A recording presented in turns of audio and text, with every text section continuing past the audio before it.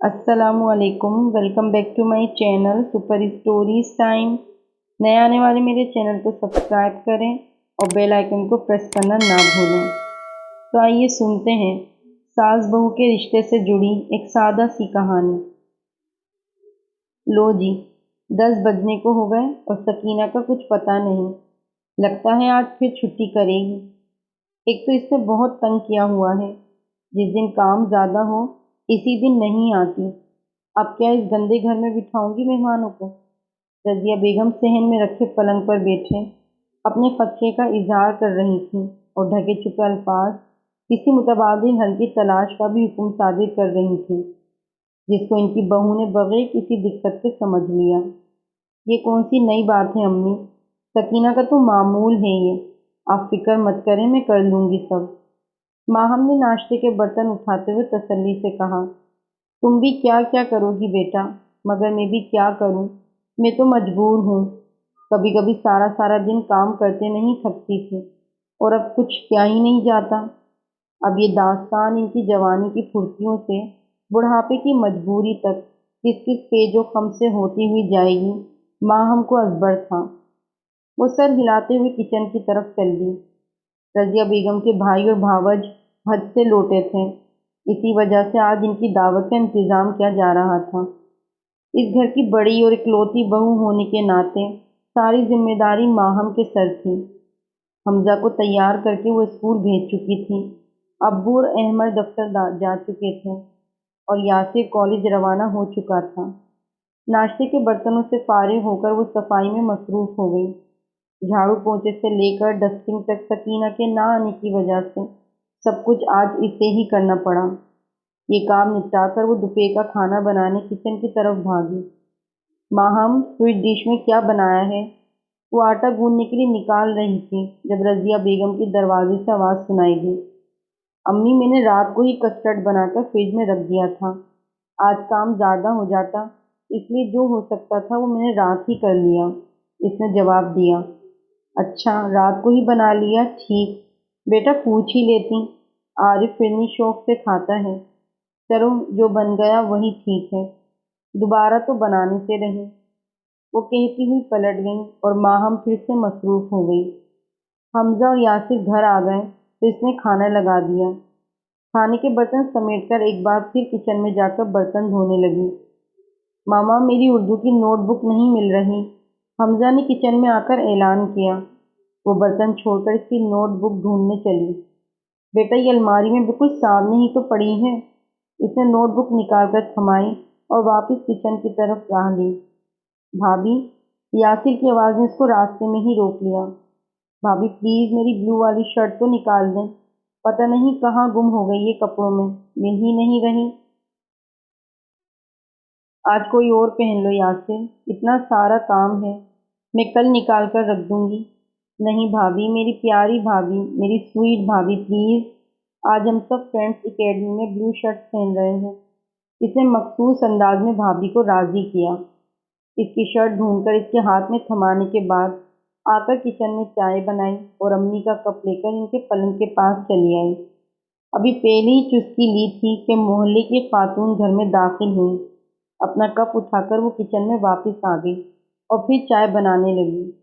Tray में biscuit सजाकर जब तक उन्हें चाय पेश करके लौटी, इसकी अपनी चाय ठंडी हो चुकी थी। इसे हलक में उंडेल कर रात के खाने की तैयारी करने लगी। कबाबों का मसाला तैयार करके कबाब बनाया और फ्रिज में रख दिए। कौरमे का मसाला तैयार कर रही थी कि अब्बू और अहमद घर आ गए। पानी का गिलास लेकर वो फिर कमरे की तरफ चली गई। इसके कपड़े निकाल कर बेड पर रखे और खाली गिलास लेकर वापस मुड़ी। बेगम, एक काम करोगी? अहमद की आवाज़ पर वो पलटी। जी, पता है क्या काम है, अभी लाती हूँ आपकी चाय। बेगम हो तो ऐसी, कहने से पहले ही जान लेती है, वो मुस्कुराकर बोला। रोज़ की तो बात है और अब तक यही न जाना तो क्या जाना, वो भी जवाबन मुस्कुराई। बस आज बहुत थक गया दफ्तर में, अब थोड़ा आराम कर लूँ ताकि मेहमानों के आने तक फ्रेश हो जाऊँ। वो कमरे से निकल आई। अब्बू की चाय इनके कमरे तक और अहमद का कप अपने कमरे तक पहुंचाकर फिर से खाने की तैयारियों में मसरूफ़ हो गई। इस दौरान वक्फे वक्फे से हमजा इसको अपनी ज़रूरत के तहत बुलाता रहा। قورمے کا گوشت چڑھا کر وہ بریانی کی طرف متوجہ ہوئی۔ ماہم بیٹا، میرا وہ ملتانی کڑھائی والا سوٹ اس دفعہ دھلائی والے کپڑوں میں تھا، وہ بھلا کہاں رکھا ہے دھو کر؟ رضیہ بیگم نے پکارا۔ امی وہ استری کر کے آپ کی الماری میں ہی رکھ دیا تھا۔ اس نے وہیں سے آواز لگائی، آ کر نکال دو ذرا، مجھ سے تو اٹھا ہی نہیں جاتا، تمہیں تو پتہ ہے پلنگ پہ بیٹھے بیٹھے کمر اکڑ جاتی ہے۔ بے بس ہم بھی کبھی کبھی لگے رہتے تھے کاموں میں سارا سارا دن۔ انہوں نے پھر اپنا جوانی نامہ شروع کر دیا۔ ماہم نے جا کر سوٹ ان کو تھمایا اور واپس آ کر ادھورے کام سمیٹنے لگی۔ ساتھ ساتھ رائتا بنا کر باؤل میں ڈالا اور سلاد بنانے لگی۔ وہ سب کچھ پرفیکٹ بنانے کی کوشش کر رہی تھی۔ کام تقریباً ختم ہو چکا تھا۔ اس نے عجلت میں جا کر اپنا سوٹ بدلا اور ہلکا سا میک اپ کر کے باہر آ گئی۔ اسی دوران دروازے کی گھنٹی بجی۔ اس نے بے اختیار گھڑی کی طرف نظر دوڑائی۔ ابھی تو صرف 7 بجے تھے، مہمان اتنی جلدی آ گئے؟ یہی سوچتے ہوئے کچن سے باہر آئی تو سامنے نازیہ اور عادل کھڑے تھے۔ کچھ حیرت زدہ ہو کر اس نے اپنی نند اور نندوئی کو سلام کیا، جن کے آنے کے بارے میں اس کو کوئی اطلاع نہیں ملی تھی۔ انہیں کولڈ ڈرنکس پیش کر کے واپس کچن میں آ گئی۔ گوشت بھون کر آنچ ہلکی کر کے دوسری طرف چاولوں کو دم لگایا اور ساتھ ساتھ خالی برتن ڈائننگ ٹیبل پر سجانے لگی۔ دوسری دفعہ دروازے پر گھنٹی بجنے کے بعد مہمانوں کی آمد ہوئی۔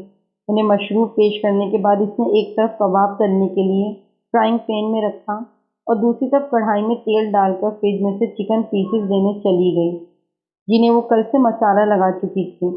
بھابھی، مجھے کچھ بتائیں، کوئی کام رہ گیا تو میں کر دیتی ہوں، نازیہ نے کچن میں آ کر پوچھا۔ نہیں، کام تو سب ہو گیا، بس یہی 2 چیزیں رہ گئی ہیں، وہ میں فرائی کر لوں گی، تم جا کر مہمانوں کے پاس بیٹھو۔ اس نے مسکرا کر جواب دیا۔ جی ٹھیک، اس نے کہا اور مڑتے مڑتے واپس پلٹ آئی۔ بھابھی، اتنی تیز آنچ پر چکن فرائی کریں گی تو اندر سے تو کچی رہ جائے گی۔ اب اس کا اشارہ کڑھائی کی طرف تھا۔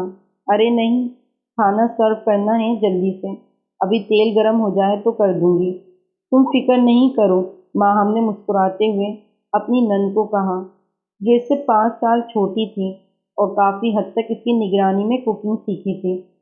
دونوں چیزیں تلنے کے بعد اس نے ابو کی 2 روٹیاں پکائیں، جو ڈاکٹر کے کہنے پر نان اور چاول سے پرہیز کرتے تھے، اور ساتھ ہی یاسر کو نان لانے کے لیے بھیجا۔ ساری ڈشز میز پر پہنچائیں اور میز کا جائزہ لینے لگی۔ قورمہ، بریانی، روٹی، نان، کباب، چکن فرائیڈ، رائتا، سلاد، سویٹ ڈش، پانی، کولڈ ڈرنک، کیچپ، خالی برتن، سب کچھ تو موجود تھا۔ پھر اس نے کھانا لگ جانے کی اطلاع دی۔ سب آ کر بیٹھ گئے تو وہ خالی ہو جانے والے برتن پھر سے بھر کر لائی۔ اب تک وہ تھکن سے چور ہو چکی تھی۔ یاسر کو کچن کے دروازے پر دیکھ کر اس نے آواز دی، یاسر، ایک کام کرو گے؟ آپ حکم کریں بھابھی، میرے ساتھ ٹیبل سے برتن تو اٹھوا دو، بہت تھک گئی ہوں، اس نے منت بھرے لہجے میں کہا۔ بھابھی، خدا کا خوف کریں، کہاں پھنسوا رہی ہیں؟ آپ کو نہیں پتہ کتنی مشکل سے جان چھڑوا کر آیا ہوں، اور عافیہ مامی اس قدر بولتی ہیں، پوری کی پوری CID ہیں۔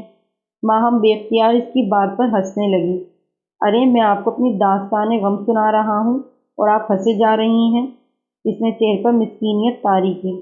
دیکھیں ابھی مجھ سے کیا سوالات کر رہی ہیں۔ اچھا تو بیٹا اکیڈمی جاتے ہو؟ اب وہ ان کی نقل اتارتے ہوئے بتا رہا تھا۔ تو وہاں لڑکیاں بھی آتی ہوں گی؟ اچھا کتنی لڑکیاں ہیں؟ خوب سنور کر آتی ہوں گی، تم بھی پرفیوم چھڑک کر جاتے ہوگے؟ روز دھلا ہوا سوٹ پہنتے ہو یا ایک دن بعد بدلتے ہو؟ شیمپو کتنے دن بعد کرتے ہو؟ اف، میرا تو سر چکرا گیا۔ پلیز بھابھی، میری اچھی بھابھی، آپ کوئی اور کام دے دیں، میں دل و جان سے کروں گا، لیکن خدارا وہاں جانے کو مت کہیں۔ اب وہ سینے پہ ہاتھ رکھے ماہم کے آگے جھکے اپنی تابیداری کا یقین دلانے لگا۔ اچھا اچھا، یہ ڈرامہ بند کرو، میں خود اٹھا لوں گی، میرا مزید وقت خراب مت کرو۔ وہ اپنی ہنسی دباتے ہوئے میز سے برتن اٹھانے چلی گئی۔ کھانے کے برتن اٹھا کر میز صاف کیا، پھل پیش کی اور چائے بنانے لگی۔ ماشاء اللہ، آپ کی بہو نے تو سارا گھر سنبھالا ہوا ہے۔ وہ چائے اندر لے گئی تو مامی نے تبصرہ کیا۔ وہ وہیں بیٹھ کر چائے پیالی میں نکالنے لگی۔ ہاں بھائی، جس دن سے آئی ہے ہم نے تو پورا گھر اس کے سپرد کر دیا ہے، رضیہ بیگم نے کہنا شروع کیا۔ आज काम ज़्यादा था इसलिए नाजिया को बुलवा लिया कि भाभी का हाथ बटा दे, वरना बहू के मामलात में रोक टोक नहीं करती मैं। जैसी मर्जी पकाए खाए रखे ढांपे, मैंने तो वाकई कभी खबर नहीं रखी। अब जब से नाजिया को भी आया है, सिया सफ़ेद की मालिक है ये। हाँ, ये तो वाकई आपका बड़प्पन है, वरना कहाँ होता है ऐसा। अपनी राजधानी किसके हाथ देना आसान तो नहीं। चाय सबको थमाकर बाहर निकल आई कि काम अभी बाकी था। बर्तन धोकर फारिग हुई तो मेहमान जाने के लिए तैयार खड़े थे। इनको रुखसत करने के बाद इसने किचन साफ किया, जो इतने फैलावे की वजह से काफ़ी गंदा हो चुका था। बिलाखिर सब खत्म हो गया था। इसने हर चीज़ का एक सरसरी सा जायज़ा लिया और किचन से निकल आई। आदिल, अहमद और यासिर ड्राइंग रूम में कैरम की बाजी लगा चुके थे। हमजा वहीं बैठा इनको देखकर महजूज हो रहा था, जबकि अम्मी और नाजिया दूसरे कमरे में बातों में मसरूफ़ थीं। माहम को भूख लग रही थी। इसने अपने लिए खाना निकाला और वहीं किचन में बैठकर खाने लगी। इसका पूरा जिस्म काम कर कर के अकड़ चुका था, मगर वो खुश थी कि सब कुछ बहुत अच्छा हो गया। यही सोचकर वो मसरूर सी खाना खाने लगी। माहम चंद लुकमे ही लिए थे जब रज़िया बेगम की आवाज़ सुनाई दी। आई अम्मी। इसने वहीं से आवाज़ दी और उठकर कमरे की तरफ जाने लगी। पुदीने की चटनी नहीं रखी तुमने मेज़ पर? वो पूछ रही थी। ओह अम्मी, मैं तो भूल गई। एकदम इसको शर्मिंदगी के एहसास ने घेर लिया। अरे कैसे भूल गई तुम? फ्रिज में कल से पुदीना रखा हुआ है। हज़ारों बार तुमने फ्रिज से चीज़ें निकाली होंगी और रखी होंगी, तब भी तुम्हें नज़र नहीं आया। वो तो मुझे अब नाजिया ने याद करवाया। वो मुजरिम बनी सुनती रही। मेरी सेहत साथ दे तो मैं किसी को कुछ कहूँ ही क्यों। हमने भी घर संभाला था अपनी उम्र में, कभी ऐसे अधूरे काम नहीं किए। अब मैं कुछ कहूँगी तो बुरी बनूंगी, लेकिन बेटा गलती तो है तुम्हारी। आदिल को इतनी पसंद है, अब घर का दामाद क्या सोचता होगा। कितना काम था भला, एक पुदीने की चटनी ही ना बनी। मगर तुमसे इतना भी ना हो सका। अगर नहीं बनाना चाहती थी तो बता देती, नाजिया खुद बना लेती। इतना तो मैंने सिखाया है अपनी बेटी को। वो आई तो थी तुमसे पूछने, और तुमने लौटा दिया कि सब कुछ कर चुकी हूँ। क्या कहूँ मैं, अब जो होना था सो हो गया। सिया सफ़ेद की मालिक बोझल कदमों के साथ वो चली आई। एक पुदीने की चटनी ही थी ना। सामने पड़ा खाना एकदम बदमज़ा सा लगने लगा। वो जब्त किए बैठी इसमें चम्मच घुमाने लगी। भाभी, एक गिलास पानी मिलेगा? वो वहीं बैठी थी जब आदिल ने दरवाजे से झांक कर पूछा। इसने खामोशी से उठकर पानी गिलास में डाला। बेतासुर सा चेहरा लिए इसको गिलास पकड़ाया और पलटकर दोबारा अपनी जगह पर बैठ गई। कि भाभी को क्या हुआ है? तबीयत ठीक है इनकी? बाहर से आती आदिल की आवाज़ सुनाई दी। होना क्या है, पुरानी आदत है ये भाभी की। जिस दिन मेहमान आ जाएं या कोई काम करना पड़ जाए, इसी तरह मूड ऑफ हो जाता है इनका। नाजिया ने तसल्ली बख्श जवाब पेश किया। आंखों से पानी के दो कतरे निकलकर इसकी कमीज के दामन में जज्ब हो गए। तो अगर आपको मेरी स्टोरी अच्छी लगी तो प्लीज़ मुझे कमेंट्स में ज़रूर बताइएगा।